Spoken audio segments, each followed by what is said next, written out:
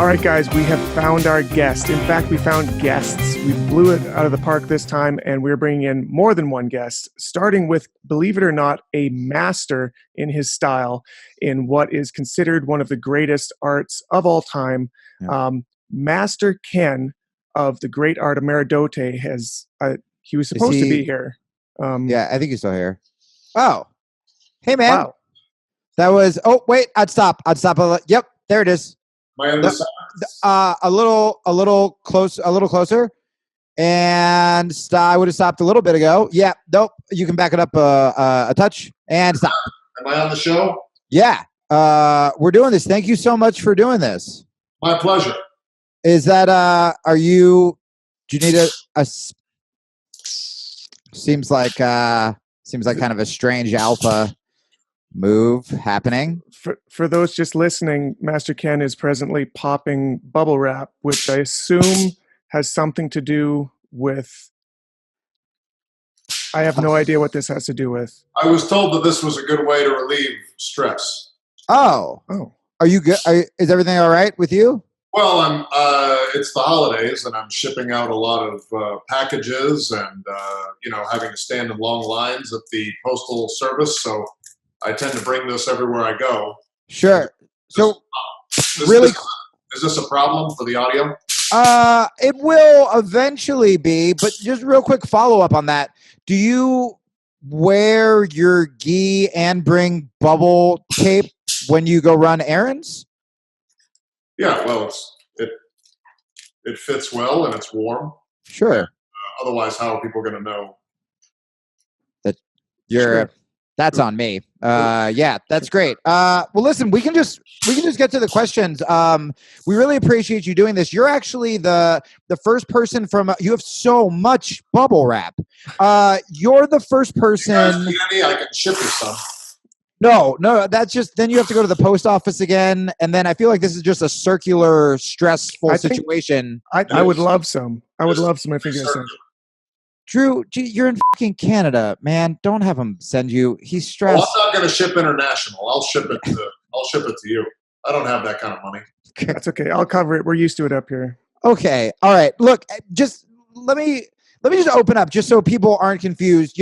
Last week we had Huron Gracie, who's the grandson of Helio Gracie, who invented Brazilian Jiu Jitsu. And so we thought it might be nice to, since we represented Jiu Jitsu so much, have another style. And we in no way want to be combative about styles. I'm very open-minded. But we sort of just wanted to talk about how your style that you are a master in would hold up with Jiu Jitsu if you incorporate Jiu Jitsu at all in your training, and just your kind of thoughts on it. Yeah, well, there's a lot of things about Jiu Jitsu that I don't like. I don't know how long your show is, but I think that what I tend to teach is anti-Jiu Jitsu, anti-grappling, if you will. Okay, sure. If you're in a grappling situation, but you don't want to be there anymore.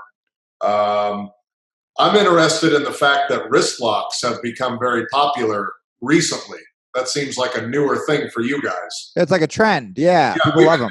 You guys call them prison rules or something. We just call it fighting. I mean, we've been doing wrist locks ever since we've been in martial arts, and you guys are now all of a sudden years later figuring out, oh wow, small joint manipulation. What a concept! So, is there something different? Excuse me. Is there something different about? Drew, are you nervous? I'm terrified a little bit. The bubble wrap has me on nerves. Is there something different about the Ameridote wrist locks compared to Brazilian Jiu-Jitsu wrist locks? It's a great question. Yeah, absolutely. I think the main difference is intent. We're not really trying to win points. Sure. We're generally trying to break your wrist. Yeah. So, however, whatever happens after that is fine. Well, how do you deliver a wrist lock with more intent? Part of it's just in the eyes, that when you're locking wrists, that you look, I'll try. I don't like to do a wrist lock back here. Sure. I like to do it here. All right. Yeah. No, try to get the wrist as close to their face as you can so that you're really like Jamie, I don't know if you can feel that in your wrist, but I can feel it in my wrist across. Right? You can kind of, it conveys through the screen. Yeah. You're just letting them know. I feel You're it letting them in my wrist. I feel it in my heart. Well, but here's my question. If we're both doing wrist locks, doesn't that show that maybe we can learn from each other? Like when you talk about anti-jiu-jitsu, there are times where us as grapplers, we want to be able to use jiu-jitsu to get up off the ground if we're in a street situation, so in some ways you train jiu-jitsu so you can avoid jiu-jitsu or, take the fight wherever you want it.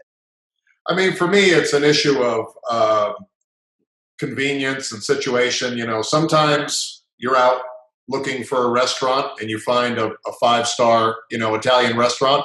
And then other times, all there is a McDonald's at the gas station, Sure. So it's a matter of opportunity. Ideally, I'm going to go for my Ameridote, eye gouge, throat rip, groin stumps. But if I find myself having to do a Kimura or some bullshit, then I'll do a Kimura. Yeah. Just so I can get back to the groin. All roads lead to the groin, as long as we understand that. Sure. I think that was Socrates who said that. It was Socrates or Jesus. I just want to ask you real quick, if you go to a 5-star restaurant.